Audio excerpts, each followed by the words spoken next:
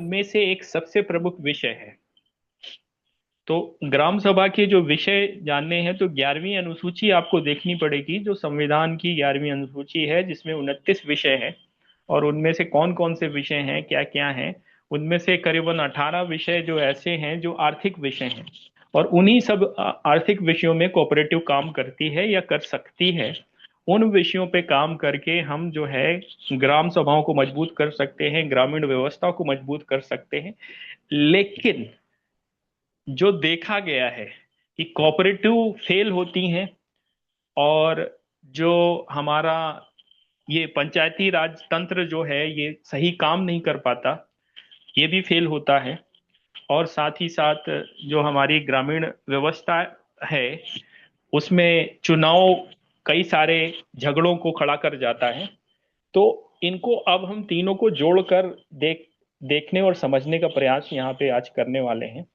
और इसी के माध्यम से हम कैसे प्रोग्राम को आगे बढ़ाएं, ताकि हम कोऑपरेटिव और ग्राम विकास दोनों को साथ में जोड़ते हुए, और जिस लक्ष्य को हम पूरा करना चाहते हैं कि किसानों को उनकी आय का उचित उत्पाद का उचित मूल्य मिले, और साथ ही साथ ग्राहक को अच्छा सामान मिले, चीजें बेहतर तरीके से चलें, सहकारिता नैतिक हो, तो उन सब चीजों पे साथ में काम कर सकें और रिजल्ट ला सकें, और सहकारिता के माध्यम से स्वयं का सशक्तिकरण, आर्थिक विकास, और साथ ही साथ समाज का सशक्तिकरण, आर्थिक विकास और आत्मनिर्भरता आत्मनिर्भरता पे काम किया जा सके। तो ये कुछ विषय हैं जिन पर आज हम लोग चर्चा करने वाले हैं। आज हमारे बीच में कई सारे साथी जुड़ चुके हैं। मैं सबसे पहले आमंत्रित करूंगा हमारे ब्रिगेडियर साहब से। ब्रिगेडियर साहब आए और चर्चा को शुरू करें, फिर इसके बाद बारी बारी से सभी लोग को बुलाया जाएगा। आदरणीय ब्रिगेडियर राजा राम जी। जी। आज का विषय पंचायत राज और उनका जो चुनाव के आज की डेट में क्या प्रॉब्लम है और क्या कमियां हैं। चुनाव तो करप्शन का अड्डा बन गए हैं और पंचायती राज में कुछ अधिकार भी कम है। वैसे सुधार भी हुआ है, जैसे वो आपने अमेंडमेंट 73 वगैरह का रजिस्ट्रेशन किया तो ग्राम पंचायतों को अधिक अधिकार मिले, एक मुद्दा हो सकता है। चुनाव प्रतिक्रिया में पारदर्शिता हो, ये दूसरा मुद्दा हो सकता है। और इसको कैसे किया जाए, वो भी महिलाओं और कमजोर वर्गों का प्रतिनिधित्व है, लेकिन अभी शायद इतना प्रैक्टिकल में इतना अच्छा नहीं है। ग्राम पंचायतों की क्षमता और बढ़ाई जाए, क्षमता का निर्माण किया जाए, इस पर तो बहुत डिस्कशन आपने किया है। पंचायती राज संस्थाओं का वित्तीय सशक्तिकरण, ये शायद सबसे इम्पोर्टेंट मुद्दा है। पैसा वो अपना भी, जैसे हमने कई प्रोजेक्ट डिस्कस किए हैं कि वो अपनी कमाई भी कैसे शुरू करें या कैसे उसको आगे बढ़ाएं। और इसमें मुझे तो ऐसा ही लगता है कि ये मुद्दे हैं और इनको आप डिटेल में डिस्कस करिए। धन्यवाद।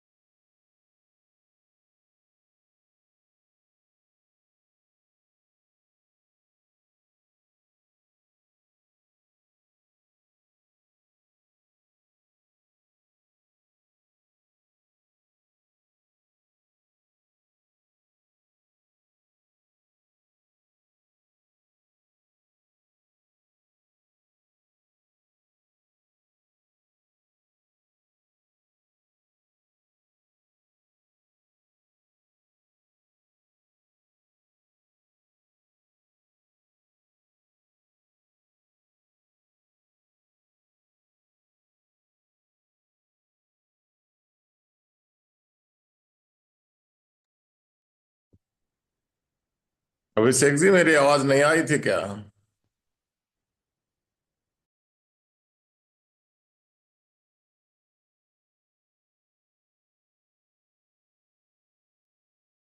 ब्रिगेडियर साहब, आपकी आवाज आई ही और आपने बोल भी दिया।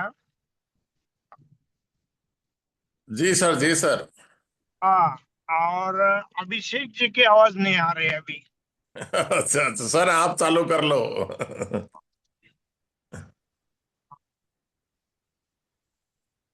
थोड़ा ड्राइव कर रहा हूँ। अच्छा नगर अच्छा। जा रहा हूँ। हाँ। तो सूद जी है ना, सूद जी हैं आज के वो बोलिए कर्म। बोलिए बोलिए, आप उनको बोल दीजिए।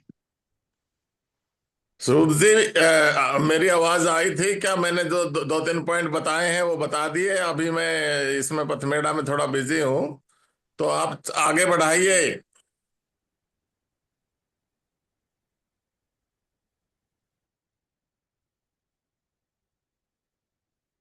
मुझे तो सूरज जी भी नहीं दिखाई दे रहे हैं। हाँ, उप्रेती जी। नमस्कार नमस्कार सर, सभी को प्रणाम। प्रीति हाँ जी, जी आप बोलो। बढ़ाइए, क्योंकि हम दोनों तो सुभाष साहब ड्राइव कर रहे हैं, और मैं एक जी जी यहाँ पथमेड़ा में कई लोग हैं, उससे इधर उधर हो रहा है। जी जी जी, मैं तो अनुरोध करूंगा ये जो भी और कोई बोलना चाहे इस पर बोले। हमारे धनंजय सिंह जी हैं और गिरीश चंद्र गुप्ता जी थोड़ा। हैं। हाँ। आ, ये पंचायत वाले पर बोल रहे थे आप लोग, उसमें पंचायत के बारे में बोलना है। हाँ, ग्राम पंचायत। हाँ हाँ, ग्राम पंचायत के बारे में। जो अपन उत्तराखंड में मीटिंग ली थी ग्राम पंचायत में। जी जी जी जी जी। अब वहाँ का किस्सा बता दीजिए जरा लोगों को। नहीं, ऐसा है ग्राम पंचायत में, देखिए ऐसा है, जो सबसे लोअर यूनिट है हमारी वह ग्राम पंचायत है। और ग्राम सभा, इसको हम तीसरे गवर्नमेंट के रूप में भी देख सकते हैं। सेंट्रल, स्टेट और हमारा ग्राम लेवल पर जो गवर्नमेंट है बनी हुई है, तीसरी गवर्नमेंट। भले ही इसको अभी गवर्नमेंट पूरी, ये लोग जो प्रधान चुने जाते हैं, ग्राम पंचायतें चुनी जाती हैं, ग्राम सभा के प्रधान और उसके मेंबर्स, इनको अभी अपने अधिकारों का ही ज्ञान नहीं है। और इनके बहुत से अधिकार अभी शासन ने भी इनको, स्टेट ने भी, और इनको जानबूझ के नहीं दिए हैं। तो इनको लेना होगा इन अधिकारों को। और इस ग्राम सभा, ग्राम पंचायत को इतने अधिकार हैं कि वो अपने क्षेत्र के अंदर कुछ भी निर्णय ले करके उसको पास कर सकते हैं अपने जो उनके सब्जेक्ट, जो जो सब्जेक्ट हैं। अभी उदाहरण के लिए बता रहा हूँ, उत्तराखंड में एक गांव है इधर गढ़वाल साइड में। वहां पर एक लड़की जो है एमएनसी में काम करती थी, वो वहां से छोड़ के आई। 24 साल की है। उसने प्रधान के इलेक्शन में जीती हो। जीतने के बाद उसने अपने एरिया में एक ऑर्डर पास कर दिया। पंचायत ग्राम सभा ने क्या, प्रधान ने मीटिंग की और उसने ऑर्डर किया कि इस 20 किलोमीटर के एरिया में कोई भी शराब नहीं पिएगा। अगर शराब पीते हुए पकड़ा गया या किसी ने बताया, तो उसको जो है बताने वाले को 10,000 इनाम, और जो पकड़ा जाएगा 20,000 रुपया फाइन। तो यह लागू हो गया वहां।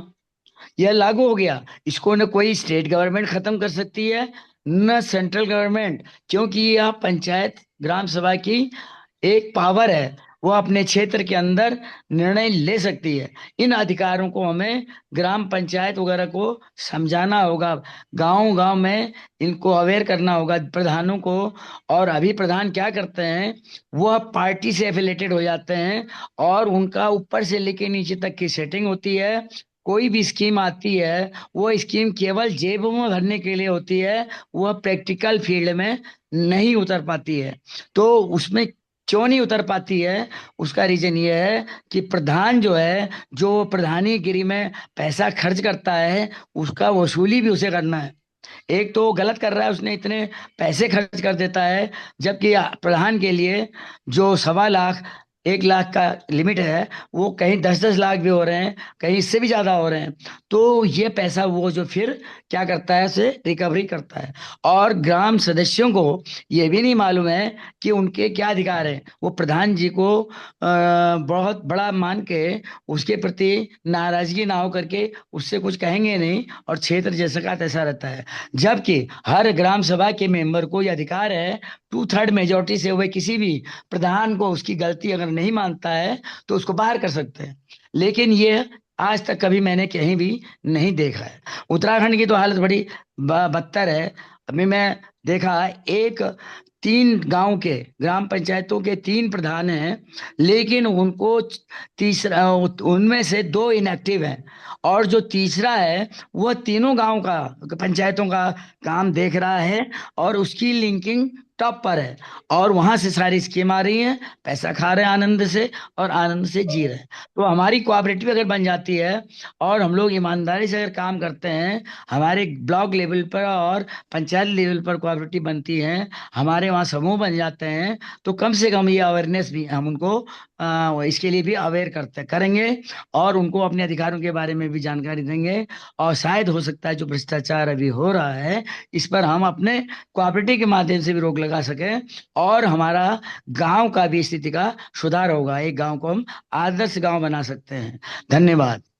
किसी को कुछ कहना हो तो इसे बोलिए। धन्यवाद उत्पत्ति जी। आ, ये एक विषय था पंचायत का और पंचायती राज व्यवस्था का। अब इसी में दूसरा विषय आता है चुनाव और कोऑपरेटिव के माध्यम से चुनाव में प्रभाव डालने का।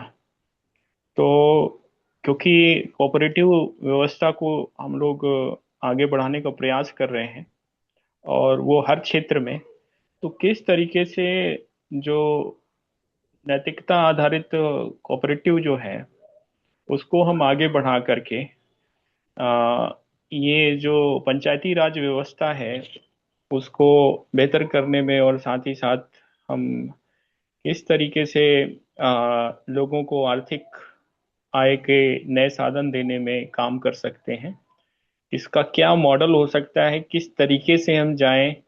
अभी पिछली मीटिंग में हम कैंप लगाने की चर्चा कर रहे थे, तो कैंप से हट के हम ग्रामीण स्तर पर कौन से ऐसे कार्यक्रम करें। कैंप भी एक कार्यक्रम होता है, तो कौन से ऐसे कार्यक्रम करें कि जिसके माध्यम से हम लोगों से जुड़ सकें और लोग हमसे जुड़ सकें, हमारे कार्यक्रमों से जुड़ सकें और चीजें बेहतर हों। तो वो कौन सा तरीके हम ले करके इसको जमीन पे उतार सकते हैं, क्योंकि आखिरी चीज है जमीन पे उतारना और सफलता पाना। तो वो हमें थोड़ा सा उस पर चर्चा करने का प्रयास करना है आज। और पूरी व्यवस्था कैसे हम इसको एक बेहतर व्यवस्था में तब्दील कर सकते हैं बिना सरकारी सहयोग और उसके कोऑपरेटिव के माध्यम से और व्यक्तिगत और सामूहिक प्रयासों के माध्यम से। तो इस पे अन्य साथी जो भी बात रखना चाहें वो अभिषेक रख जी सकते हैं। इसमें अभिषेक जी इसमें इसमें प्रोग्राम चलाइए, विलेज अवेयरनेस प्रोग्राम।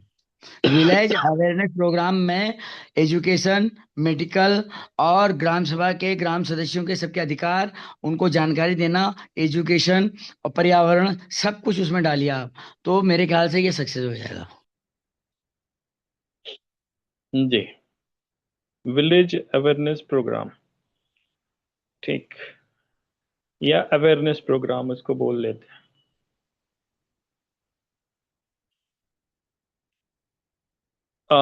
ये प्रोग्राम, अवेयरनेस प्रोग्राम की अगर हम बात कर रहे हैं, तो कोऑपरेटिव को किस तरह से हमें बाकी चीज़ों से जोड़ना है, किस तरीके से हम जो है चीज़ों को ऐसे चला सकते हैं जिससे कि लोग जो हैं वो हमारे कोऑपरेटिव से जुड़ें, हमारे प्रयासों से जुड़ें, और ये एक आंदोलन की स्वरूप ले।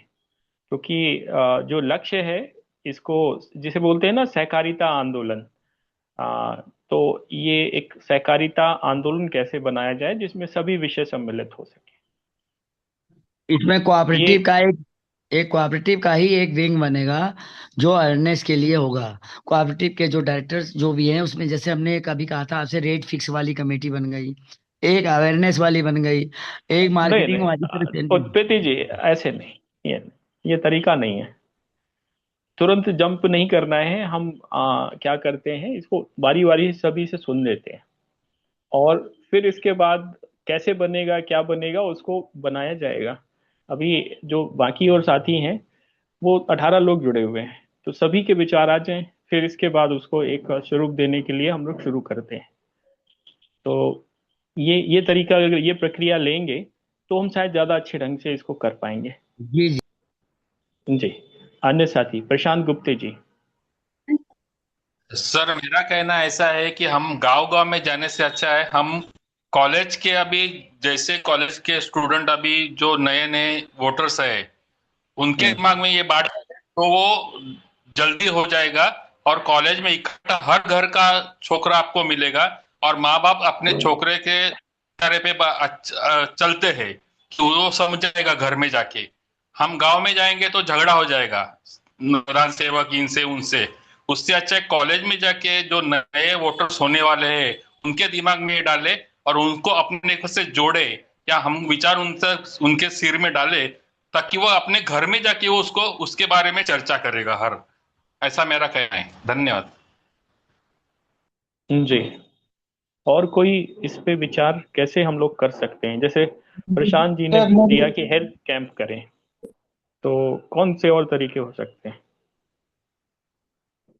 मुझे लगता है कि जो भी हम लोग अपना कोऑपरेटिव बनाएं और उसके थ्रू हम एक ट्रस्ट बिल्डिंग करें, ताकि जो लोग हैं वो हमको ट्रस्ट करें। जब ट्रस्ट करेंगे तो एक जाहिर सी है कि हम कुछ भी, जो भी हम अपना हमारा जो मोटिव है वो सॉल्व हो पाएगा इस।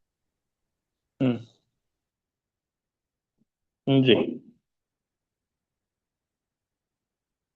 हम्म।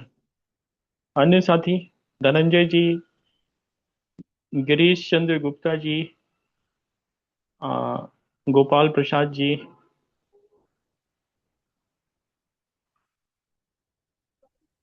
जी मदन नमस्कार। पटियाल जी। नमस्कार। देखिए, बहुत सारी बातें सैद्धांतिक रूप से तो बहुत अच्छी लगती है, लेकिन जब जमीन पर उतरते हैं हम लोग तो तब जाके चुनौतियां समझ में आती है। तो हम्म। मैंने जो महसूस किया है, हम्म। इस चीज को जमीन पर उतारने के लिए हम्म। और उन चुनौतियों का सामना करने के लिए अपनी तैयारी, वो बात मैं आपसे साझा कर रहा हूँ। हम्म। उदाहरण के तौर पे मैंने वाराणसी के आ, एक ग्राम पंचायत को टारगेट किया है। तो हम्म। मैं वहां गया बीडीओ के ऑफिस में, खंड विकास हम्म। अधिकारी बोलते हैं वहां। तो एक खंड विकास अधिकारी के कार्यालय में गया और मैंने पहले ये पता किया कि ये जो ग्राम सभा का जो सारा स्ट्रक्चर है, जो वहाँ स्वयं सहायता समूह का जो सारा कोऑपरेटिव का जो काम होता है, और वो जो एफपीओ वगैरह जो बनाने का वो सारा प्रक्रिया है, वो कौन अधिकारी देखता है। क्योंकि हमारा सबसे पहला जो काम है वो है डेटाबेस। किसको आप चिन्हित करेंगे, कहाँ से शुरुआत करेंगे, तो सबसे पहले चाहिए हमारे पास डेटाबेस। ऐसा तो है नहीं कि हम लोग अभी जैसे शुरुआत कर रहे हैं और उस गांव में शुरुआत हम ही लोग करने जा रहे हैं, पहले वहां इस दिशा में किसी ने सोचा नहीं, किसी ने किया नहीं, ऐसा तो नहीं है। तो सरकारी स्तर पर जो पहले हो रहा है वो किसके माध्यम से हो रहा है, who is the trainer, who is the leader. तो जो इसमें बेसिकली उनका जो कोऑपरेटिव का जो स्ट्रक्चर है, तो उसमें ये लोग क्या करते हैं कि लीडर, कोऑपरेटिव का जो है वो स्वयं सहायता समूह का एक लीडर होता है, ट्रेनर होता है। Leader with just like double role, leader भी कहिए या ट्रेनर कहिए। तो वो ट्रेनर होता है, वो रेस्पॉन्सिबल आदमी होता है। मेरे ख्याल से उसको सरकारी स्तर पर मानदेय वगैरह की देने की व्यवस्था है, जैसे कि रोजी रानी जी हैं। तो उनके माध्यम से आपको देखना पड़ेगा कि वो कैसे काम कर रहे हैं, उनका फंक्शन क्या है गांव के लोगों को कनेक्ट करने का।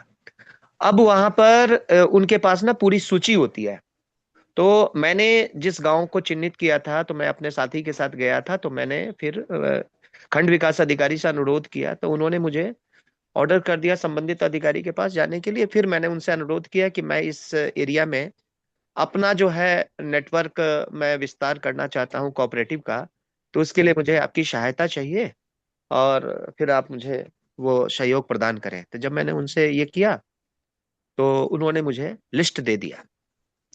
तो एक खंड का, फिर उन्होंने पूछा एक खंड में मतलब आपको पूरे खंड का चाहिए या फलाने ग्राम पंचायत का चाहिए, क्योंकि सारे का तो वो देने में नानुकुर टाइप का कर रहे थे, हालांकि आरटीआई से निकाला जा सकता है, लेकिन बावजूद उसके मैंने एक ग्राम पंचायत जिसमें मैं गया था तो वहां से मुझे मिल गया।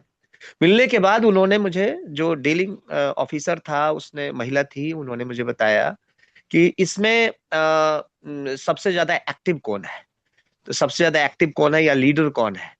तो उसको उन्होंने पॉइंट कर दिया पीछे में, यानी कि मेरे कार्य को और आसान कर दिया। उन्होंने मुझे बता दिया कि अगर आप इन से संपर्क करेंगे तो आपके लिए आपके कार्य और उद्देश्य के लिए जो है ये ज्यादा अच्छा रहेगा। तो इस तरह से मैंने उनको करके उसका प्रिंट आउट मैंने उनसे मांग लिया। अब मेरे पास उस ग्राम पंचायत का जो एक्टिव वॉलंटियर्स है और स्वयं सहायता समूह का जो मेंबर्स है, वो सबका सूची आ गया मेरे पास। अब उस सूची के आधार पे, चूंकि उस दिन मेरे पास समय नहीं था जो संपर्क करने का, मेरे पास उस दिन का इतना ही समय था, तो मैंने इतना प्राप्त कर लिया। अब तो मैं दोबारा जो अभी मैं जा रहा हूँ फरवरी में, तो फरवरी में बैठ करके फिर उन लोगों के साथ चर्चा करेंगे, हम जहाँ रुकेंगे वहां सबको फोन करेंगे और फिर उन्हीं के गांव के एरिया में, चूंकि दूसरे जगह जाने में लोगों को परेशानी होती है, तो जो जिस ग्राम पंचायत का है उसी ग्राम पंचायत में उसकी बैठक रखिए। हम आपसे मिलना चाहते हैं, आपसे कुछ सीखना चाहते हैं, और यही भाषा होनी चाहिए। क्योंकि अगर आपने उनको बता दिया कि हम ये कर रहे हैं वो कर रहे हैं, तो उसमें कई तरह से डिस्टरबेंस करने वाली जो फैक्टर्स हैं, जो वो है वहाँ की लोकल पॉलिटिक्स है, और वो है लोग शक भी करते हैं, डाउट भी करते हैं कि आ गया कोई लुटेरा। चूंकि इस तरह में बहुत सारा स्कैम्स और बहुत सारा करप्शंस वगैरह वो सभी बातें हैं, तो एक अननोन पर्सन के लिए वो सारा शक शुबहा के दृष्टिकोण से देखते हैं। लेकिन जब आप, तो वहां पर अपना परिचय देने के बजाय वहां पर लोकल जिस आदमी के थ्रू आप आगे बढ़ रहे हैं उनको आगे नहीं रखिए। गोपाल जी, मैं रोकूंगा थोड़ा सा। ये जी शायद एक एक वो डायमेंशन है जो कि मतलब थोड़ा सा आपका जो सिनेरियो है वो बाकियों से अलग है। बाकियों से अलग इसलिए है क्योंकि आप रहते दिल्ली में हैं और काम बनारस में करते हैं, लेकिन बाकी रहते वहीं पे हैं और वहीं पे काम करते हैं, इसलिए वो एक डिफरेंट तरीके से काम चालू होता है। नहीं, हम आ, दोनों दोनों एस्पेक्ट के बारे में बता रहे हैं, मैं बता रहा हूँ नहीं उसको, नहीं, उसको मैं अभी डिफाइन कर अभी दूंगा। जो है, अभी अभी हम इसको थोड़ा सा वो करते हैं, अन्य को पूछ लेते हैं कि क्या वो प्रोग्राम हो सकता है, क्योंकि ये जो है ना ये चलेगा नहीं। ये प्रोग्राम इसलिए नहीं चलेगा क्योंकि ये एक इंडिविजुअल अप्रोच है, और वो भी एक पर्सन कहीं बाहर से जाके और किसी एक टेरिटरी में काम कर रहा है, जो कि लोकल सपोर्ट कम है या लिमिटेड है। यहाँ पर ऑलरेडी इस्टेब्लिश लोग हैं, उनको सब कुछ पता है, सारा सिस्टम पता है, और ठीक है, कोई बात नहीं, बड़ा सिस्टम हम अपनी एक बात बड़ा लास्ट में सिस्टम। रखेंगे, आप पहले उन लोगों से हाँ वो कर लीजिए। जी लेकिन जी मैं आपको इसमें ये चीज केवल कहूंगा कि जो आपने कहा कि बाहर से, तो ये बाहर से वाली बात तो हम जानते हैं ना। वहां पर तो हम अपना लोकल एड्रेस अपना देते हैं। जैसे मैं बनारस में जी, जब लेकिन प्रेजेंट करता हूँ अपने आप को, वो तो मैं मैं अपना समझ रहा हूँ, मैं समझ त्रिपुरा रहा का हूँ, एड्रेस देता लेकिन हूँ, दिल्ली का नहीं।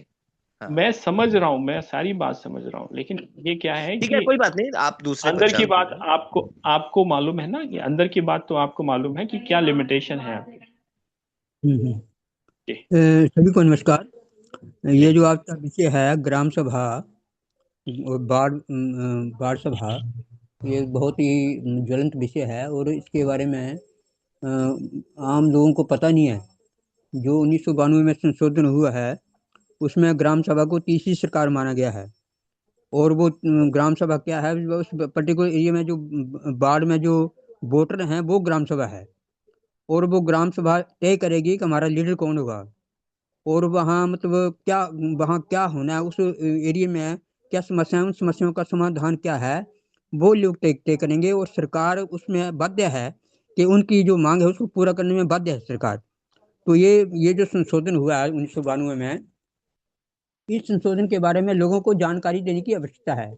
हमने ये शुरू कर दिए काम यहाँ, जैसे मैं हमारा ये जैसे बेनाथ क्षेत्र है, तो हमारे यहाँ नगर पंचायत है। नगर पंचायत के 13 वार्ड हैं, और मैंने 13 वार्डों के लगभग 60 लोगों की मैंने सूची बनाई है। लगभग बेजनाथ दो और पपड़ा 2 नगर हैं, तो 2 नगरों में मतलब ये नगर पंचायत जुड़ती है सारी। तो अब हमने देखा कि यहाँ जो नगर पंचायत में जो घपला हुआ है, 13 में से 12 जो मतलब पार्षद हैं उस घपले में संलिप्त हैं। जैसे वहाँ एक घपला क्या हुआ कि बेंच लेने थे, तो लगभग 400 बेंच लिए, तो बेंच की कोटेशन आई 8,500 रुपया, और बेंच खरीदा गया 14,000 रुपये का। तो ये जब घटना सामने आया तो ये आम लोगों के ध्यान में सारी बात हमने ला दी है। तो कहने का भाव ये है कि अब ये जो सरकार के जो जैसे गोपाल जी ने कहा कि मैं वहाँ पंचायत के उसमें ब्लॉक में गया और वो उससे पूछने की जरूरत नहीं है। आपके उस वार्ड में जो वोटर हैं उन्हीं को इकट्ठा करके उनको ये बात बताने की जरूरत है कि आपके अधिकार क्या है, आपकी इतनी सरकार कैसी है, आपकी इतनी सरकार।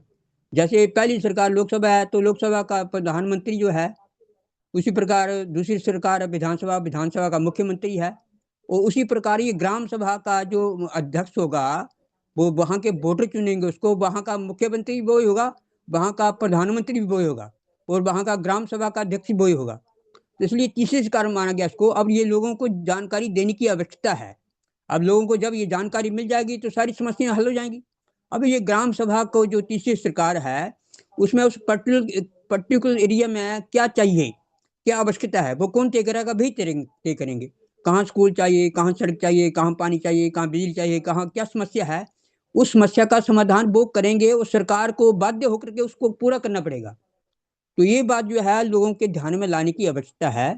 तो अब इसे जहां हम रहते हैं वहीं से इस बात को शुरू करें, और फिर उन लोगों को बताएं कि आपका अधिकार क्या है। और आइए जितने भी लोग हैं आपके कर्मचारी, बीडीओ है, एसडीएम है, तहसीलदार है, पटवारी है, ये सब आपके नौकर हैं। आपकी जेब से पैसा इनको जाता है, उनको वेतन मिलता है, परंतु वो आप पर शासन कर रहे हैं।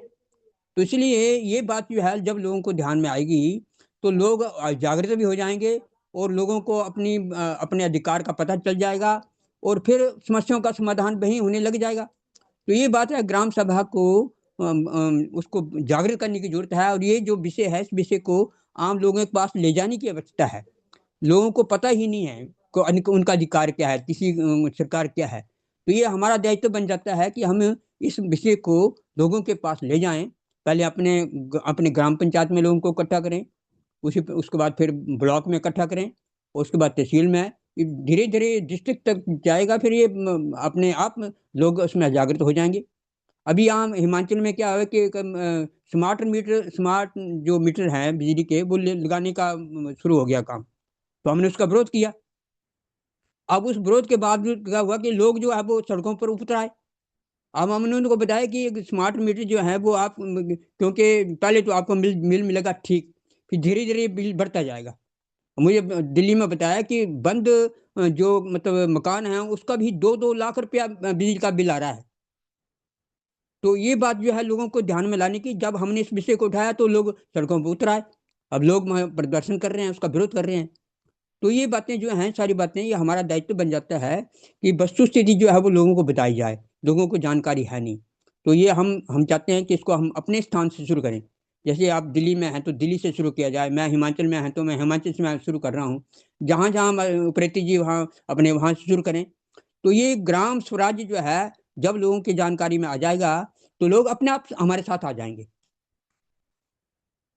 इतना ही कहूँगा मैं। धन्यवाद बलदेव जी।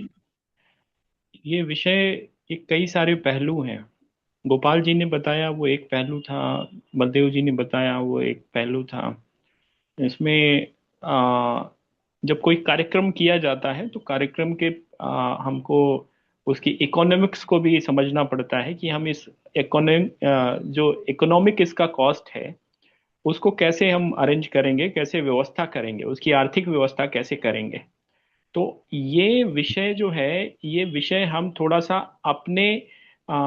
अपनी संसाधनों, अपनी सीमाओं और अपने मतलब मजबूती के अनुसार थोड़ा समझने की कोशिश कर रहे हैं कि जो हमारी संसाधन है, जो हमारी सीमाएं हैं, जो हमारी मजबूती है।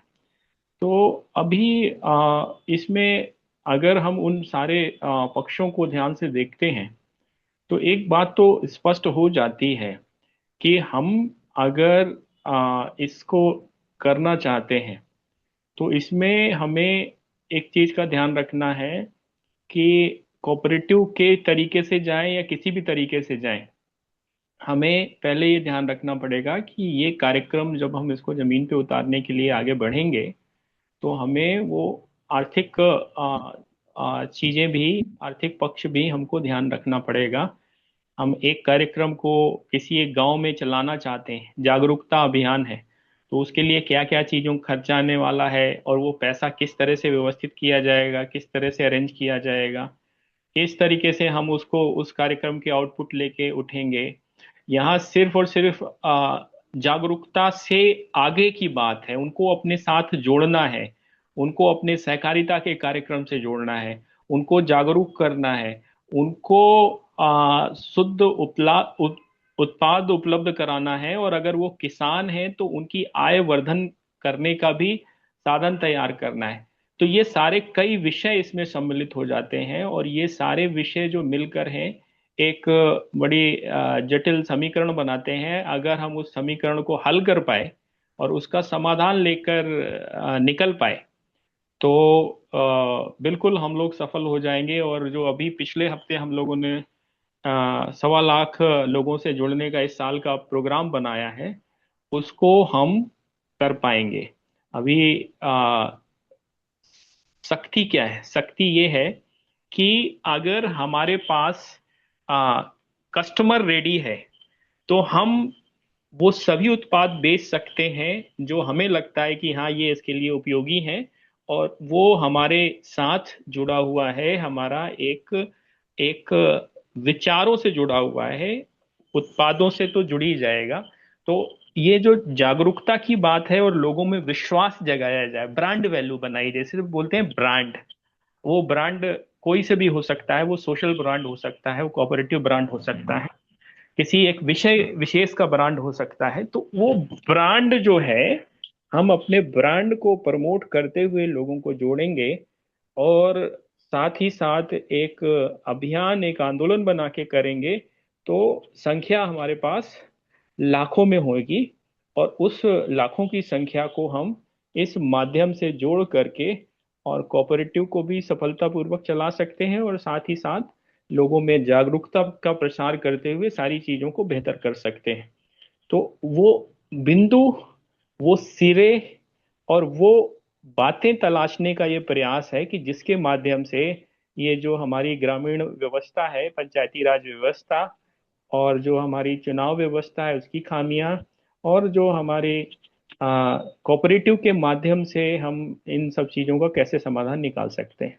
अन्य साथियों से मैं आमंत्रित करूंगा वो भी अपने विचार रखें। जूम यूजर करके साथी जुड़े हुए हैं, मैं उनका नाम नहीं जान पा रहा हूँ। आप बोलें, आपने हैंड रेस किया हुआ है, जूम यूजर।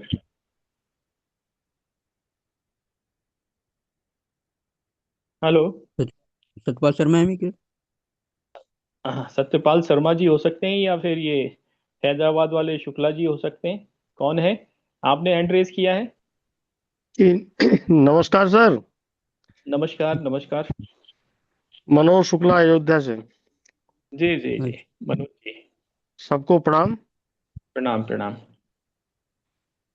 तो कई महान पुरुष, अपने अपने क्षेत्र के काफी अनुभवी लोग कार्यक्रम में जुड़े हैं। ये सुन करके अच्छा भी लगता है, और मार्गदर्शन और ज्ञान वर्धन दोनों हो रहा है। तो आप लोग अच्छा काम कर रहे हैं। सहकारिता के माध्यम से ही कुछ आगे बढ़ा जा सकता है, और संगठन में ही शक्ति होती, जहां तक हमें लगता है। बाकी 20 तारीख की जो आप लोगों की मीटिंग हुई है, उसका कुछ एक मेमोरेंडम हो तो उसको इस ग्रुप पे डाला जाए, जिससे हम लोग भी अपने अपने जिले में, अपने अपने मंडल में कुछ उसको पढ़ाने का प्रयास करें। धन्यवाद।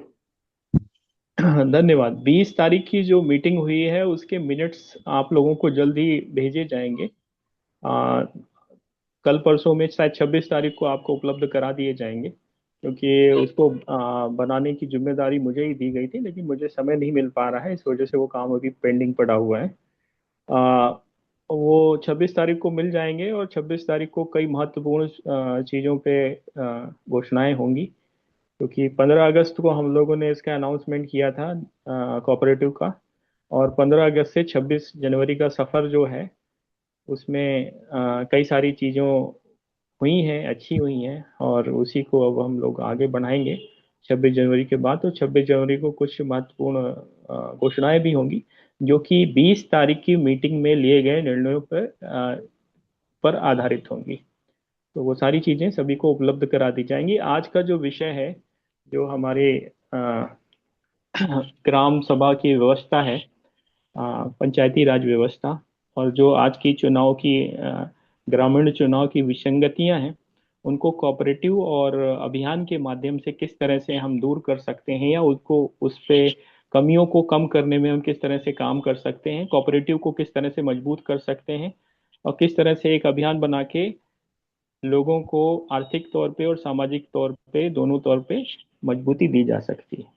तो ये उस पर एक कार्य योजना बनाने के लिए हम लोग चर्चा कर रहे हैं। इस विषय पे सभी लोगों से विचार मांगे गए हैं, और सभी लोग विचार देंगे, कुछ अच्छे तरीके बताएंगे, तो उनको इस कार्यक्रम में जोड़ा जाएगा, क्योंकि अंततोगत्वा किसके पास कितने घर हैं जिनसे वो जुड़ा हुआ है, कितने लोगों के साथ, कितने लाख लोगों के साथ व्यापार कर रहा है, यही पैमाना बनता है किसी की सफलता और विफलता का। तो हमारा प्रयास ये है कि हमारी ये जो सहकारी संस्था है वो भी लाखों लोगों तक पहुंचे, और उसके लिए एक जो ठेठ व्यापारिक तरीका है, वो उसके साथ साथ हमें कुछ एक अभियान आंदोलन के तौर पर भी इसको कार्यक्रम को आगे बढ़ाना पड़ेगा, जिससे कि हम बड़ी संख्या में लोगों को जोड़ सकें। जी। तो अन्य साथी अनिल कुमार जी, दीपक अग्रवाल जी, गिरीश चंद्र गुप्ता जी, जीवेश पांडे जी, कोई भी साथी अपना विचार? मनोज शुक्ला जी, कोई भी साथी? कोई भी साथी?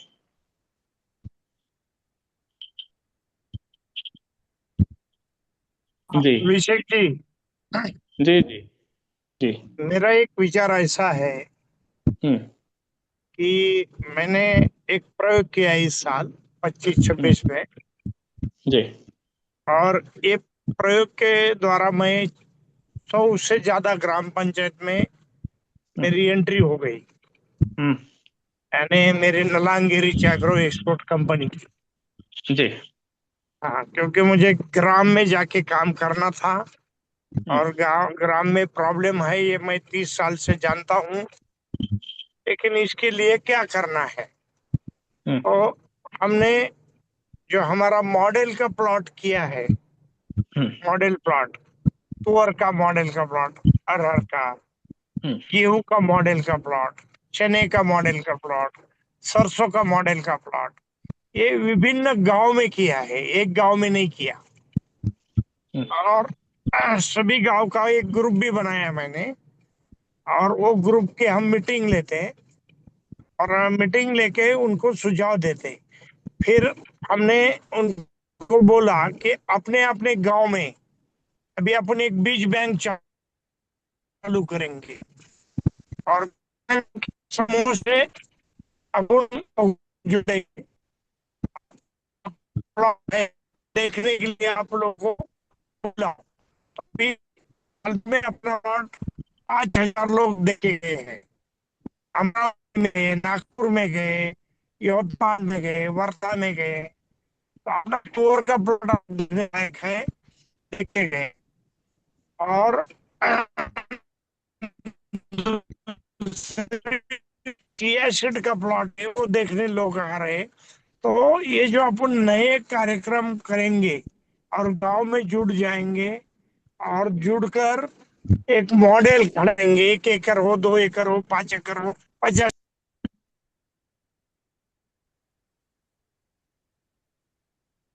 जी, आपकी नेटवर्क थोड़ा दिक्कत कर रहा है सुभाष जी। सुमेर सिंह जी, सुमेर सिंह जी। भारत की वर्तमान पंचायती राज व्यवस्था एवं चुनाव व्यवस्था की खामियां आज का मुख्य बिंदु है। जितना जी मैं ग्रामीण क्षेत्र में रह रहा हूँ, मेरी जितनी स्टडी है उस हिसाब से चुनाव मात्र जाति तथा अनिकता अनैतिकता पर आधारित है, जहां पर मार्केट में फ्री लेने का भाव पैदा हो गया है, समर्पण भाव का पूर्ण अभाव है। ग्राम सभा में ग्रामीणों का कोई इंटरेस्ट नहीं है। पंचायत प्रमुख सरपंच केवल दरिद्री हो गए हैं, पैसा कमाना ही उनका अंतिम उद्देश्य है। इलेक्शन स्टार्ट में आज हमारे यहाँ सीट भी डिक्लेयर नहीं हुई है कि किसकी आएगी, उसके बाद भी पोस्टर लगना चालू हो गया है। अंधाधुंध पैसों का खर्चा हो रहा है। महिला शिक्षा की पूर्ण रूपेण कमी है। कोऑपरेटिव सेक्टर पर किसी भी वर्क में कोई इंटरेस्ट किसी का नहीं है। उसके पीछे भ्रष्टाचार या पिछले अनुभव रहे हों।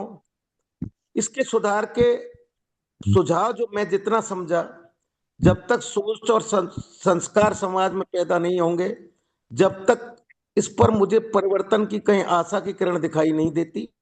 जबकि भनकपुरा में बाहर से आने वालों का काफी मात्रा में उनके प्रयास रहे, उस प्रयास में भी जितनी देर इंजेक्शन लगाते हैं जब तक तो भाव है, उसके बाद कहीं कोई इंटरेस्ट दिखाई देता नहीं है। ऐसी स्थिति में जहां तक अभी एक चर्चा चली थी पिछले सब अपने कार्यक्रम में कि 500 रुपये फीस ली जाए, अगर 500 रुपये फीस ली जाए तो आपको 2 आदमी भी नहीं मिलेंगे।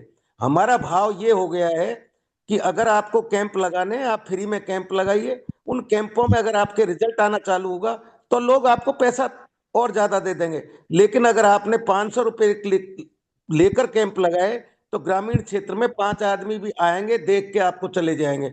हमारा भाव ही इस तरह का नहीं है। ऐसी स्थिति में आपको प्रत्येक कदम सोच समझकर उठाने होंगे। समाज को सोच और संस्कारवान बनाने के लिए गुरुकुल जैसी व्यवस्थाओं पर पुनः आपको विचार करना होगा।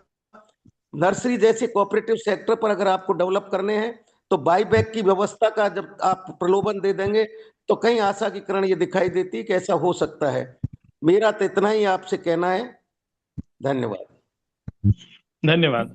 बहुत से महत्वपूर्ण बात बताई। एक लाइन मैंने तो बहुत ध्यान से समझी कि ग्रामीण चुनाव ने गांवों को भ्रष्ट बना दिया है और बांट दिया है, आपस में जातियों में बांट दिया है, गुटों में बांट दिया है।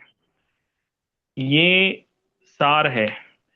इसको अगर हम समझ लेते हैं और इसका समाधान निकाल लेते हैं तो शायद बहुत सारी चीजों का हम उपाय निकाल लेंगे। क्योंकि कोऑपरेटिव भी जो है वो किसकी भेंट चढ़ गया। कोऑपरेटिव चीज बुरा नहीं है, लेकिन भ्रष्टाचार और भ्रष्टाचारियों की भेंट चढ़ गया। तो भ्रष्टाचारियों ने क्या किया कि एक ऐसा माहौल बना दिया कि अब लोगों का उनसे विश्वास ही उठ गया। अब जैसे कोई आंदोलनकारी या आंदोलन से लोगों का अगर भरोसा उठा तो उसके पीछे कौन जिम्मेदार था? उसके पीछे थे लालू, केजरीवाल जैसे नेता। उन्होंने आंदोलन का मजाक बना दिया। उन्होंने बताया कि हम आपसे अच्छी अच्छी बातें करेंगे और फिर इसके बाद आपको ठग के और अपना एक आलीशान महल बनाएंगे और वहां रहेंगे और कोई हमारा कुछ नहीं बिगाड़ सकता। तो इससे जो है जनता जो है, जनता ये मान बैठी है कि कुछ बदलाव नहीं हो सकता। और यही एक एक बहुत बड़ी समस्या है कि हमारी, चाहे वो सहकारिता रही हो, चाहे वो हमारा राजनीति रही हो, दोनों एक दूसरे से जुड़ी हुई हैं और दोनों एक दूसरे के पूरक हैं। तो उनमें ये आज स्थितियां बनी हुई हैं और इसकी इसकी जो भेंट है वो हर व्यक्ति चढ़ रहा है। अगर रोड में रोड एक्सीडेंट की वजह से किसी की मृत्यु हो रही है तो उसका भी कारण कई बार भ्रष्टाचार होता है कि एक खड्डा था जो भरा नहीं गया, गाड़ी डिसबैलेंस हो गई और उसने ठोक दिया, लोग मर गए। तो बहुत विचित्र विषय है। हम कोऑपरेटिव पे काम कर रहे हैं। कोऑपरेटिव के अलावा जो एक अभियान है, जो एक आंदोलन है, उसमें जो लक्ष्य हमने बनाए हैं वो बहुत ऊंचे बनाए हैं। तो इसलिए पहला कदम हमारा क्या होगा वही हमारी सफलता और विफलता तय करेगा। पहला कदम बहुत सोच समझ के उठाना है। सुमेर सिंह जी, कुछ हाथ हैंड रेज किया है आपने जी। हम आपको कुछ ऐसी चीजें बताना चाहेंगे जो प्रैक्टिकल एस्पेक्ट में आप लोगों के जो ऑब्जेक्ट है उसकी पूर्ति में। ललित जी, श्री जी और राजेंद्र जी यहाँ रहे। आप सरप्राइज करेंगे, युवा पीढ़ी को जब जोड़ने का प्रयास किया गया और उसका फीडबैक लिया गया तो उन्होंने स्टार्टिंग में ये कहा, ये बताओ वहां बीड़ी मिले, वो सिगरेट मिलेगी कि नहीं मिलेगी, ठंडा मिलेगा कि नहीं मिलेगा। ये तो उन बच्चों की हालत है जो 8वीं 10वीं और 12वीं में पढ़ने जा रहे हैं। आप बताओ समाज कितना दिशाहीन हुआ है जिन बच्चों पर ये प्रयोग किए गए कि उनको पढ़ाई के खर्चे दिए गए, उनकी अर्थव्यवस्था सुधारने के लिए, उनके काम के लिए कहा गया। आपके कोऑपरेटिव सेक्टर से जोड़ने के लिए एलएलबी बच्चे से कहा गया। उस दिन उसने आके मुझसे ये कहा कि आपका कहना मान लेता तो काफी अच्छा होता। तो मैंने अपने कोऑपरेटिव सेक्टर जो डील कर रहे हैं उनसे उनकी वार्ता कराई। आपका फॉर्म उनको भरना था, उस एलएलबी वाले बच्चे को, उसने फॉर्म तक नहीं भरा। मेरे पास रिपोर्टिंग आई बाजार में टीम के साथ शराब पी रहे हैं। आप ये बताओ, जब इतनी विचित्र स्थितियां ग्रामीण क्षेत्र में है, मैं ये नहीं कहता हवन करेंगे तो हाथ जलेंगे तो हमें हवन नहीं करने चाहिए। मैं आपको होस्टाइल कराने के लिए नहीं कह रहा, लेकिन आपको जो प्रयास के तरीके हैं वो प्रयास के तरीके बारीकी से स्टडी करके आपको इंसर्ट करना होंगे। इसलिए मैं आपसे रिक्वेस्ट कर रहा हूं। धन्यवाद। धन्यवाद सुमेर सिंह जी। सुभाष जी, आपकी आवाज अब आ रही है? सुभाष जी, नेटवर्क में है आप? कुछ बता रहे थे आप। हाँ, आवाज आ रही मेरी? जी जी, आ रही है, आ रही है सब। आ रही है। हाँ, तो मेरा कहना ये था कि ग्राम पंचायत में जाना है तो एक ग्राम पंचायत में मॉडल खड़ा करना पड़ेगा जो कोई भी क्रॉप का हो। जैसा यूपी में गेहूं है, जैसे अभी मनोज जी शुक्ला अयोध्या में कर रहे, हजार यानी हजारों किसानों के साथ जुड़कर काम कर रहे हैं, मॉडल खड़ा कर रहे हैं, प्रयास कर रहे हैं। सुमेर जी भी कर रहे हैं, सुमेर जी ने भी इस बार प्रयोग किए हैं सारे, और कर रहे हैं। तो गांव में जाने के लिए एक रास्ता है, वहां जाके एक मॉडल खड़ा करो, गांव वाले के सामने रखो, चाहे वो फर्टिलाइजर का हो या चाहे क्रॉप का हो, गांव वाले के उपयुक्त वाला मॉडल हो। जैसा कि हमने बकरी का मॉडल खड़ा कर दिया मालपुर में, गरीब लोगों को 5-5 बकरी दे दिया, उनका दूध ले लिया, डंक ले लिया, यूरिन ले लिया, और उनको रेट भी 5 रुपए ज्यादा दिया। उनका 35 रुपए जा रहा था डेयरी में, हमने 40 रुपए रेट दे दिया। और लोगों को गोठा भी जो लगता है घर बकरी के लिए, वो भी सुविधा कलेक्टर द्वारा दी। तो ऐसे काम किए तो गांव में लोग तैयार होते। आज 200 किसान धुलिया डिस्ट्रिक्ट में तैयार हो गए। उन्होंने बैंक में अकाउंट, स्टेट बैंक में अकाउंट भी खोला और अपना सारा व्यवहार स्टेट बैंक द्वारा कर रहे हैं। तो ऐसी चीजें अगर गांव वाले के लिए कोई संस्था या कोई इंसान भी जाके करे तो गांव वाले स्वीकारते। क्योंकि मुझे तो गांव वाले ने स्वीकारा है, बहुत सारे गांव वाले में। मैं बहुत सारे गांव में गया हूँ, वहाँ मॉडल खड़ा किया है, मॉडल खड़ा करके लोगों को दिखाने के लिए बुलाया है। धन्यवाद। हाँ, धन्यवाद सुभाष जी। ये भी एक तरीका है, बहुत बढ़िया तरीका है। अन्य साथी अपना विचार दें। दीपक अग्रवाल जी, गिरीश चंद्र गुप्ता जी, जीवेश पांडे जी, कुलदीप जी, ममता मून जी। सर नमस्कार, मैं कुलदीप बोल रहा था। जी जी। सर, किसानों को जोड़ना चाहते हैं तो जो जो मतलब मेरा कहने का है कि जैसे पंचायती राज व्यवस्था की बात हो रही है, तो अभी क्या है कि मैंने बोला था कि जब तक हम लोग ट्रस्ट बिल्ड नहीं करेंगे किसानों को, तब तक किसान हमारी बात नहीं सुनेगा। और किसान को चाहिए होता है तुरंत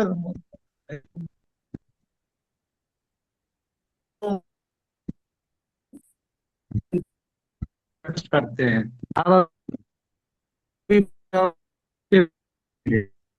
आवाज नहीं आ रही। आपकी आवाज साफ नहीं आ रही कुलदीप जी। अन्य साथी रमेश जी, गांधी जी, शशांक जी, डॉक्टर प्रसन्न कुमार जी, देवदत्त गंगवार जी, कोई भी साथी अपने को अनम्यूट करके चर्चा को आगे बढ़ा सकता है। सभी को नमस्कार। मैं बरेली से देवदत्त गंगवार, उत्तर प्रदेश से। हेलो जी जी, बोलिए बोलिए। मेरी आवाज आ रही क्या? हाँ, आ रही है, आ रही है। जी जी जी हाँ, ये पंचायती राज की जो बात चल रही, बहुत मतलब सो लोगों को जागरूक करने की बात आ रही।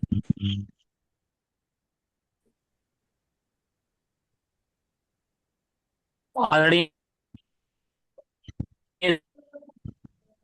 ने बताया बहुत अच्छा। जैसे नालंगे जी ने बताया कि बहुत बढ़िया सा प्रोग्राम ये ऐसा है कि वही एक मॉडल खड़ा करें। तरह से बिल्कुल बहुत अच्छा बताया कि मॉडल खड़ा करने के लिए हम कोई भी कर सकते हैं। अपने गांव में हमने मॉडल खड़ा किया है। अभी हमने अपने गांव में मैं हेलो जी जी, मेरी आवाज आ रही है? हाँ आ रही है, आ किसी का रही है, माइक खुला ठीक हुआ है, है, आवाज आ आवाज रही, आ किसी रही का है। माइक खुला हुआ है। जी, बाकी साथी अपना माइक बंद कर दें, मैं उसको माइक की वो आवाज आ कर। रही। जी जी, बोलिए तो बोलिए अपने गांव देवदत्त। में मैंने मॉडल खड़ा किया हुआ है। अभी यहाँ हमारे यहाँ कोई जैविक की खेती नहीं करता। मैंने अपने गांव में अपना मॉडल खड़ा किया। मेरे पानी लगाया गेहूं में, 1 जनवरी को मैंने गेहूं बोया बिना खाद का। कल मैंने उसमें पानी लगाया है। तो पानी लगाने में मैंने उसको अमृत पानी हम नाम दे दिया है। और मैं ड्रम में लगा अपने चलाया, तो उसको देखने आ रहे हो क्या ये उसकी फेसबुक पे यूट्यूब मैंने अपने खेत की लोगों को दिखाने के लिए। तो लोग आए और उन्होंने बहुत बड़ा सराहना की और कहने लगे ये तो बहुत अच्छा काम कर रहे हो, हम भी करेंगे। कनेक्शन कटा तो बिजली के कनेक्शन के लिए मैंने कनेक्शन सबके जुड़वा दिए। और मैंने ग्राम सभा की एक बैठक की। ग्राम सभा की बैठक करके मैं एक प्रस्ताव पास किया। तो उसमें 5 लोग मेरे आ गए। बहुत बढ़िया, जब होते नहीं थी तो तीसरी सरकार, वास्तव में ये तीसरी सरकार ग्राम सभा हमको जानता नहीं। ग्राम सभा की बात अगर हम गांव गांव में ये पहुंचा दें, गांव गांव में जो पंचायत के जो निर्वाचित मेंबर हैं, निर्वाचित मेंबरों तक को नहीं पता ये बात, ना प्रधान को पता है। तो इनको ये तीसरी सरकार के बारे में बता देते हैं। तो इस पे किसी एक मुद्दे को ले, कोई भी एक मुद्दा A to Z, कोई भी एक मुद्दा गांव समाज का उठा लो, उस मुद्दे पे लोग अपने आप से आप जुड़ते चले जाते हैं। अभी बिल सबका बकाया है बिजली का, बिजली के बिल के मुद्दे पे मैं गया और सब लोग गांव के इकट्ठा हो गए। एक गांव में, दूसरे गांव में गया, वहां भी इकट्ठा हो गए। तो मैं इस तरह से बिजली के मुद्दे को लेकर के अपने गांव में और उस पड़ोस के गांव में लोगों को संपर्क में जा रहा हूँ और तीसरी सरकार के बारे में बता रहा हूँ। तो इस तरह से कोई भी एक मुद्दा ले लिया जाए और गांव में जाके काम किया जाए तो अवश्य ही लोग जुड़ेंगे, ये मेरा कहना है। धन्यवाद। जी हाँ, बिल्कुल। अन्य साथी अभी शशांक जी कुछ कहने वाले थे। शशांक जी, जी नमस्कार। नमस्कार। एक तो हम लोग अगर समझिए कि प्रजातंत्र में जीने की कोशिश कर रहे हैं, तो प्रजातंत्र में क्या होता है कि जिसकी संख्या भारी उसकी भागीदारी, ऐसा होता है। ये एक ये एक चीज हो गई। तो सोसाइटी में का मेजॉरिटी पार्ट किस दिशा में जा रहा है, उस दिशा में जाना सही है, ये हम लोगों को मानना पड़ेगा। तो आज की स्थिति में मेजॉरिटी पार्ट किस तरफ जा रहा है, वो एक तो दिखाई दे रहा है। और दूसरा, हम लोग कोऑपरेटिव के बारे में सोच रहे हैं। तो कोऑपरेटिव और कोऑपरेशन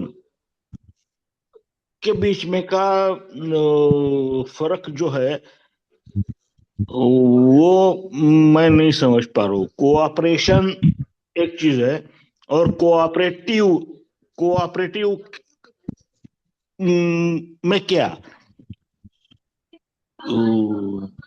इसमें आप अगर ज्ञानवर्धन कर पाए तो आभारी रहूंगा। धन्यवाद। धन्यवाद। ये विषय कुछ ऐसा है कि कोऑपरेटिव और कॉपरेशन, जो कोऑपरेटिव है ये कॉपरेशन को ही प्रमोट करने के लिए बनाई गई एक लीगल एंटिटी है। लीगल एंटिटी क्या है? As per current Indian laws and rules and regulation. अब इसमें कितना कम से कम पेपर वर्क हो और कितने हम इसको डिसेंट्रलाइज मैनर में चला सकें और कितने एथिकल तरीके से चला सकें, ये हमारा टेस्ट है। हम लोग कितने ज़्यादा इसमें ट्रांसपेरेंसी रख सकें, कितना इसमें लार्जर कंसेंसस बनाते हुए काम कर सकें, ये हमारा एक एक जिसे बोलते हैं ना कि एक हमारा पैमाना है कि हाँ इसको हम लेकर चलना चाहते हैं। तो अभी बढ़िया। शब्दों पे न जाए, नहीं शब्द जो है नहीं, क्षमा करे अभिषेक जी, क्षमा करे। मैं मेरे ख्याल से इससे पहले भी एक दो बार बोल चुका हूं कि हम लोग खुश है ना, हमारा जो चल रहा है इसके हिसाब से। अगर हम खुश है तो समस्या नहीं है। अगर हम लोग खुश नहीं है तो कहीं तो भी गहराई में जाने की जरूरत है। और अगर खुश है तो समस्या ही नहीं है ना। मतलब बाकी दुनिया किसी हिसाब से चल रही है, वो खुश है। हम लोग हमारे हिसाब से चल रहे उसमें खुश है, तो समस्या है कहाँ? हम हमारे रास्ते चल रहे, बाकी दुनिया उसके रास्ते से चल रही है, तो दोनों को समस्या नहीं है। अगर समस्या लगने लगी तो हमें सोचना पड़ेगा कि ये समस्या से बाहर कैसे निकला जाए। तो शायद, और मेरे ख्याल से मैं तो ट्रैवल करता ही रहता हूँ और ट्रैवलिंग में हूँ, तो मेरे ख्याल से परसों की और मेरी आदत है मैं वो रिकॉर्डिंग बंद होने के बाद बात करता हूँ। तो मैंने अभिषेक जी, कोशिश की थी रिकॉर्डिंग बंद होने के बाद कि ठीक है, सोचो तो सही कि हम सचमुच चाहते क्या है। देखिए शशांक जी, अभी ये चर्चा रिकॉर्डिंग बंद होने के बाद की है। अभिषेक हम जी, लोग अभिषेक कर जी, रहे हैं। जी क्षमा करें। हाँ, अरे अभिषेक जी, बढ़िया। मैं तो खुश हूँ। सर जी, सर और जी, हम इनकी सभी समाधान, लोग खुश हैं। इनका इनका एक क्वेश्चन था बहुत बढ़िया कि कोऑपरेटिव और क्या कहा इन्होंने, कोऑपरेशन में, कॉपरेशन कोऑपरेशन और कोऑपरेटिव में मैं समझ नहीं पाया। तो मैं इनको बता दूं कि कोऑपरेशन ये क्रिया, वर्ब, करना, कोऑपरेशन एक दूसरे को सहयोग करना, और कोऑपरेटिव जो है समूह में एक दूसरे को सहयोग करना। This is the difference between the cooperation and cooperative. जी सही, आपने सही पकड़ा। लेकिन अगर अभी समूह अभी में ये करना निपट है जाएंगे। तो अभी कोई अभी थोड़ा हेतु सा हो जाता है। 10 मिनट हम 10 मिनट किस बाद हम लिए लोग कॉपरेशन कर रहे हैं। शशांक जी, 10 मिनट बाद हम इस विषय को लेंगे आगे। अभी आज का जो विषय है जी उसको हम जी थोड़ा क्षमा, सा जी जी, ओके। अन्य साथी, जो आज का विषय है, जो हमारी भारत की पंचायती राज व्यवस्था है, पीआरआई सिस्टम, उसकी जो चैलेंजेस हैं, विसंगतियां हैं, और जो ग्रामीण चुनाव व्यवस्था है उसकी जो विसंगतियां हैं, उसको समझते हुए और कोऑपरेटिव के माध्यम से किस तरह से हम इन स्थितियों को बेहतर कर सकते हैं, चीजों को अच्छा कर सकते हैं, और गांव में एक बेहतर व्यवस्था के बढ़ाते हुए, कोऑपरेटिव को बढ़ाते हुए और इन सब चीजों पे काम किया जा सकता है। तो इस पर हम लोग चर्चा करने के लिए बैठे हैं। अभी कुछ साथी शायद एक दो हैं जो बोलना चाहेंगे। दीपक अग्रवाल जी। दीपक जी। जी भाई साहब, जैसा कि आज जो विषय है पंचायती राज को लेके हम चर्चा कर रहे हैं, तो मेरा मानना है, मैं विगत 4-6 महीने से इस विषय को लेके अपने पंचायत में काम कर रहा हूँ, अपने क्षेत्र में संभावनाएं तलाश रहा हूँ। और कल मैं ब्लॉक में गया था, तो सारी चीजें मैंने समझने का प्रयास किया। ब्लॉक अध्यक्ष थे, काफी सरपंच वहां बैठे हुए थे, तो मैंने उनकी मनोदशा समझने की कोशिश की कुछ चर्चा के माध्यम से। तो कोई भी सरपंच आज की डेट में इस विषय को लेके काम नहीं करना चाहता। और दूसरा ये है कि वो कहते हैं कि भाई अपने हाथ में कुछ नहीं है, जैसा सिस्टम नचाएगा वो ऐसे नचने को तैयार है। अब इनको यहाँ प्रतिनिधियों को छोड़ते हैं हम, अब गांव में आ जाते हैं। तो जनता ही इस विषय को लेके जागरूक नहीं है और वो इंटरेस्टेड भी नहीं है। मतलब ऐसे बीज बो दिए गए पहले जनप्रतिनिधियों द्वारा हमारे जो सिस्टम ने, कि वो उसी पद्धति को सही मान रहे हैं और इस विषय में बिल्कुल नकारा समझते हैं। कोऑपरेटिव का विषय है, वो भी संभावना तलाशने की कोशिश की तो विश्वास लोगों का उठ चुका है। उन्होंने मुझे ही लीडर मान लिया। मतलब मैं उनके अपनी जो विषय लेके गया तो वो ये कहने लगे कि इनको ही चुनाव लड़ना है। अगर हमारे पास कोई इसके लिए निकलने का कोई रास्ता हो और ताकि जो विषय हम अच्छी मजबूती के साथ रख पाए, कोई ऐसा आप प्रोजेक्ट बनाए, तैयार करें, जो कार्यक्रम हो, और वो हम उस कार्यक्रम के माध्यम से वो बात अगर पहुंचा पाए और कुछ संभावनाएं वहां से निकल के आए और जमीनी स्तर पर वो काम हो सके, तो हम इस विषय को लेकर काम करने के लिए तैयार हैं। लेकिन हमारे पास कोई कार्यक्रम तो हो कि हम इस स्टेप के माध्यम से एक एक स्टेप से आगे बढ़ेंगे और इसको जमीनी स्तर पर उतारने का काम करेंगे। कोई प्रोजेक्ट दो अभिषेक जी हमें इस विषय को लेके आप, तो हम मजबूती से एक पंचायत को मैंने गोद ले रखा है, समझ लो। मैं उसमें पूरी ऊर्जा लगाने वाला हूँ, लगाए हुए हूँ कि यहाँ से कुछ संभावनाएं जागृत हो, कुछ बने, हम कुछ अच्छा कर पाए और निकल के आगे आए। और ये जगह हम अगर सक्सेस हो जाएंगे तो फिर हम दूसरी पंचायत को टारगेट करेंगे, तो ये कार्यक्रम बढ़ सकता है। ये मेरा कहने का उद्देश्य था। जी जी, आपने बहुत सही बात रखी। कार्यक्रम 2, तो कार्यक्रम अब हमें देने का टाइम आ गया है और इसीलिए ये कार्यक्रम केंद्रित चर्चा की जा रही है, क्योंकि विषय केंद्रित तो कई बार हम लोगों ने इस पे की, लेकिन अब कार्यक्रम केंद्रित कर रहे हैं। और कार्यक्रम करने के लिए क्या जरूरी होता है दीपक जी, कि हम उसको एक ऐसा कार्यक्रम बनाएं जो कि एक व्यवस्थित तौर पे चलाया जा सके। अब जैसे मैं आपको बताता हूं, एक कार्यक्रम चलाने के लिए क्या आवश्यक है। कार्यक्रम चलाने के लिए आवश्यक है फंड। कोई कार्यक्रम अगर हम आपके यहाँ करना चाहते हैं और 50 साथी अगर हमारे पहुंचेंगे, अभी जैसे हमारा देवलापार में कार्यक्रम हुआ या और कहीं भी करेंगे, तो कार्यक्रम चलाने के लिए आर्थिक व्यवस्था करनी पड़ती है। 50-60 हजार रुपए का 1-2 दिन में ही लग जाता है। तो अब वो व्यवस्था किस तरह से बनाएंगे हम, कहाँ से पैसा आएगा, किस तरह से हम उस पैसे को लगाएंगे, कैसे वो व्यवस्था बनाई जाएगी, जब तक वो पूरे प्रक्रिया तैयार नहीं हो जाती तब तक हम कोई भी कार्यक्रम नहीं कर सकते। यहाँ पर किसी उद्योगपति व्यापारी के पैसे को लेके तो हम कार्यक्रम कर नहीं सकते, क्योंकि वो चीज क्या है कि वो चीज से तो कुछ अच्छा हो नहीं सकता, कोई नहीं कर सकता। जनता के पैसे तब मिलते हैं जबकि एक बहुत अच्छा हम लोगों ने काम पहले से ही कर दिया हो।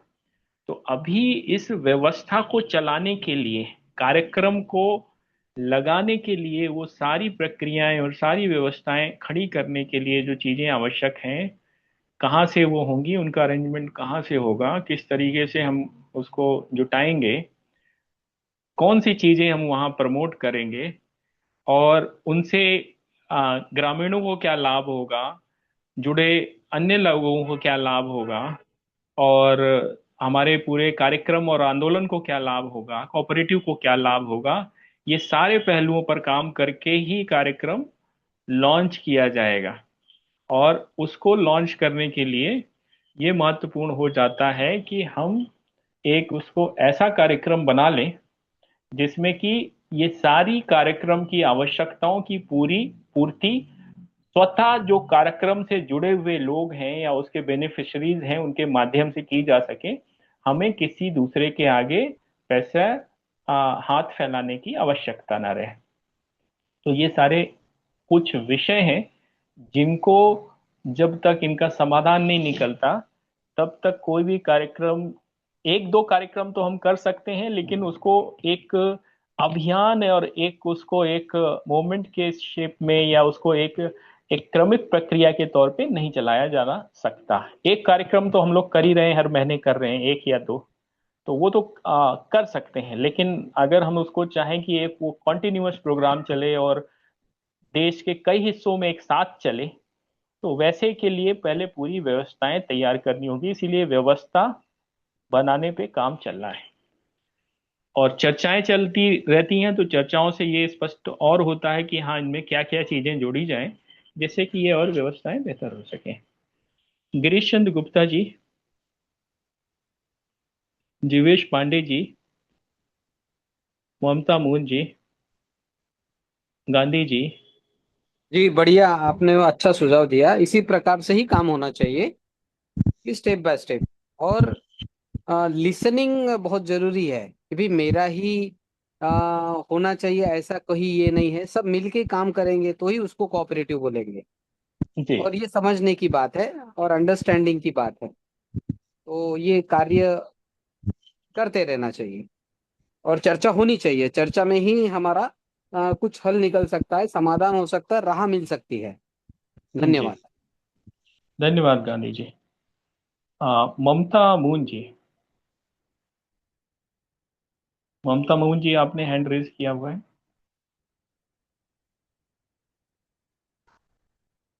ममता मून जी,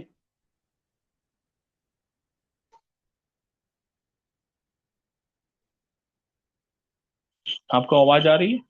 अपने को अनम्यूट करिए। ममता मून जी, रमेश जी। हाँ नमस्ते सर जी। जी जी, नमस्ते। जी सर, आवाज आ रही सर मेरी? हाँ, बिल्कुल बिल्कुल आ रही। हाँ सर। सर मेरा कहना ये है कि मैं तो अभी गांव में जैसा 5 साल सदस्य रहा हूँ, 5 साल सरपंच भी रहा हूँ। जी अ, हाँ, तो हमने बहुत सारे काम भी किए हैं, मगर जो गवर्नमेंट की फंड आती या फिर ऐसे कुछ काम किए हुए हैं, और लोगों का जैसा जो काम चालू है और आर्थिक आय जो है वो तो शुरू ही है। मगर गांव में बाहर से पैसा कैसा आएगा, आर्थिक रूप से वो यानी संपन्न कैसे होंगे? तो इसके लिए या तो फिर जैसा ये मदर डेयरी मॉडल है, तो हम कोऑपरेटिव की तरफ से जैसा गांव में 10 लेडीज है, लेडीज को हम गाय दे सकते हैं, और उसका दूध जो है हम ही डेयरी निकाल के वो कलेक्ट कर सकते हैं। जी या फिर जैसा छोटे छोटे छोटे काम है, बहुत बड़ी बड़ी कंपनियां है, जैसा कि इसका ये सुपारी फोड़ने का काम रहता, 200 रुपए किलो से वो देते। अगर हम वो लेडीज को गांव में काम देते होंगे बायबैक का, या फिर ये फुलवात है, ऐसे छोटे छोटे काम, यानी हर हर विभाग में जो जो वो काम चलेगा, वो ऐसा कुछ कोऑपरेटिव की तरफ से देते होंगे, तो वो लोगों का अपने ऊपर विश्वास भी बढ़ेगा और बाकी बातें भी अपनी वो सुनेंगे। तो हम्म। ये ऐसा एक आधा कुछ आपका काम रहा तो। आपका कौन सा जिला है? अकोला जिला है सर जी, महाराष्ट्र अकोला। में अकोला जिला। हाँ हाँ, और अकोला जिले में ब्लॉक पातुर, साल का? पातुर ब्लॉक है। पातुर। जी सर। हाँ हाँ, पातुर पातुर ब्लॉक। ब्लॉक। हाँ हाँ। अच्छा। हाँ और हाँ। कौन सा ग्राम पंचायत? नांदखेड़। नांदखेड़ एक छोटा सा गांव है, 1,000 लोक संख्या है। हम्म। हाँ हाँ। अच्छा अच्छा, ठीक है।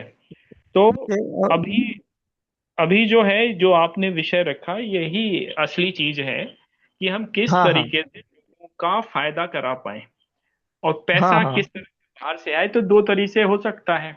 एक तो कोऑपरेटिव के माध्यम से ही हो सकता है, और हाँ हाँ। दूसरा जो है वो ये हो सकता है कि आपके गांव को ब्रांड बना दिया जाए, जैसे कि रालेगढ़ को बनाया गया है। बराबर है।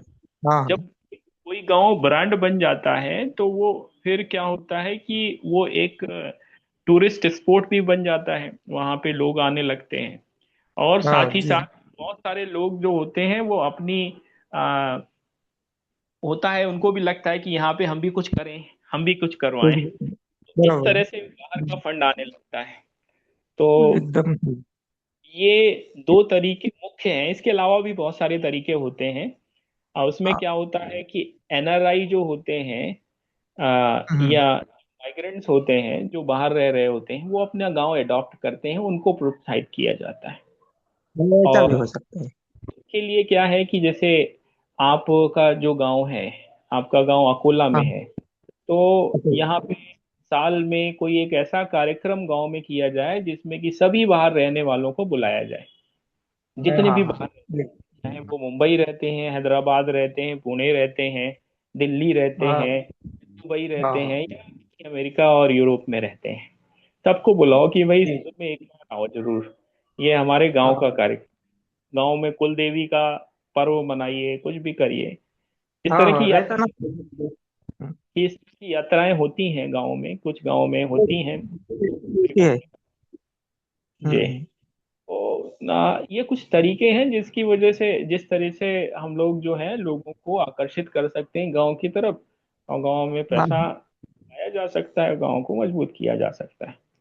ये भी तो सर जी ने बहुत प्रयास किया है। नाबार्ड ने भी हमारे यहाँ सेल्फ हेल्प ग्रुप बनाए हैं। एक सुमिंतर इंडिया करके ऑर्गेनिक कंपनी है, उसने भी सेल्फ हेल्प ग्रुप बनाए हैं। यानी बहुत सारे संस्था ने, गवर्नमेंट ने प्रयास किए, मगर लोगों में आर्थिक सुधारना जो है वो अभी तक ऐसा नहीं है कुछ। और हमें कोऑपरेटिव की तरफ से जो गांव की महिलाएं हैं वो जैसा टारगेट वो रखना चाहिए, यानी महिला के हाथ में पैसा जाना चाहिए, आर्थिक रूप से सक्षम होना चाहिए। उसके लिए क्या कर सकते हैं? ठीक हाँ, है ये सर जी, एक धन्यवाद। जटिल विषय है। इसमें क्या है, हर गांव के लिए योजनाएं जो बनती हैं, एक होती है, एक होती है राष्ट्रीय स्तर की और राज्य स्तर की योजना, और एक होती है ग्राम स्तर और ब्लॉक स्तर की योजना। क्योंकि जितना हम नीचे जाते जाते हैं वैसे ही चीजों की जटिलता बढ़ती जाती है, कॉम्प्लेक्स होती जाती है प्रॉब्लम। तो अब वो कॉम्प्लेक्स प्रॉब्लम जो होती है हर जगह के लिए अलग होती हैं, हर जगह कुछ अलग चुनौतियां होती हैं।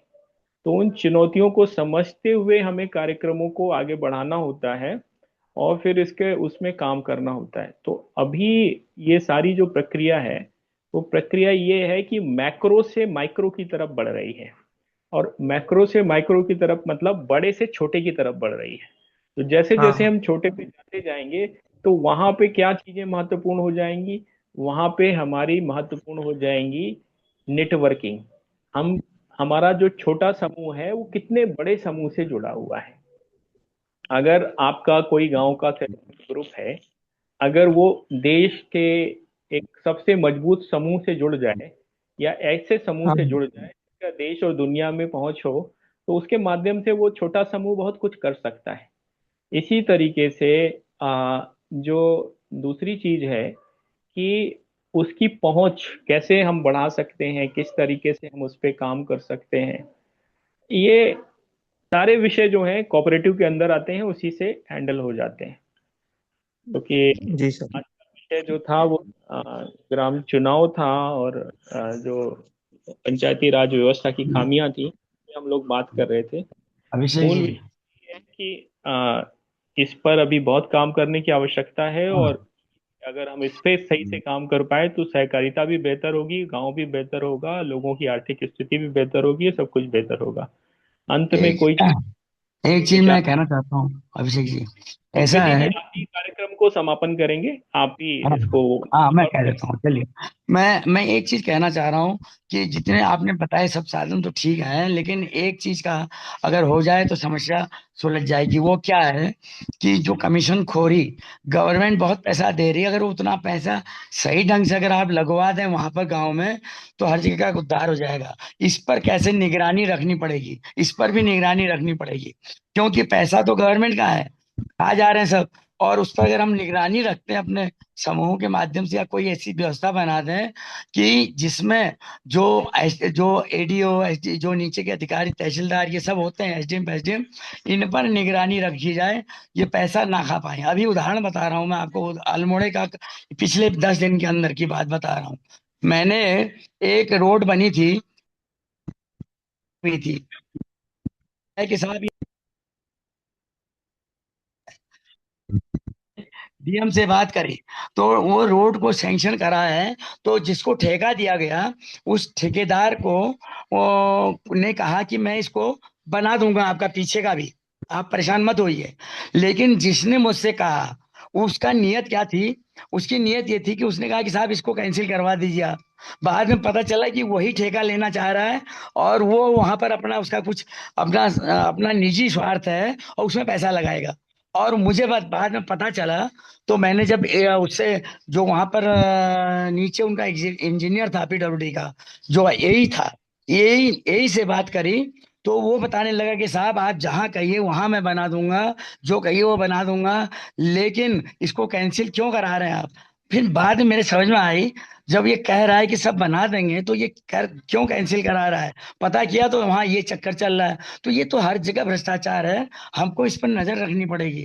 पहले लोगों को ये सब चीजें टिकटा में लाना होगा। पहले इस योग्य तो बने अपन, है पहले इस योग्य तो बने अपन। हाँ हाँ, यही बात है, यही बात। धन्यवाद। इसी के साथ मैं सभी लोगों को साधुवाद देता हूँ और सभी को मेरी ओर से शुभ रात्रि, और इसका मैं समापन भी करता हूँ। धन्यवाद। धन्यवाद सभी को।